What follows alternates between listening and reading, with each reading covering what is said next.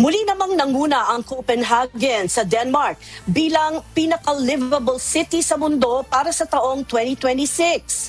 Ayon sa taunang ranking ng Economist Intelligence Unit o EIU, nakuha naman ng Vienna, Austria ang ikalawang pwesto habang pumangatlo ang Melbourne, Australia.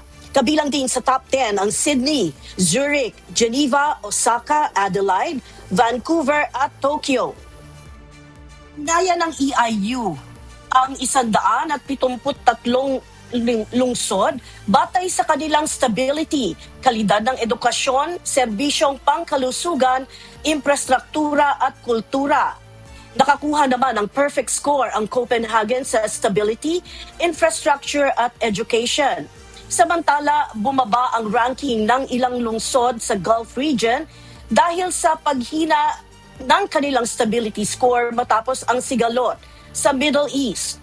Nananatili namang pinakahuli sa listahan ang Damascus, Syria, bilang least livable city sa mundo para sa 2026.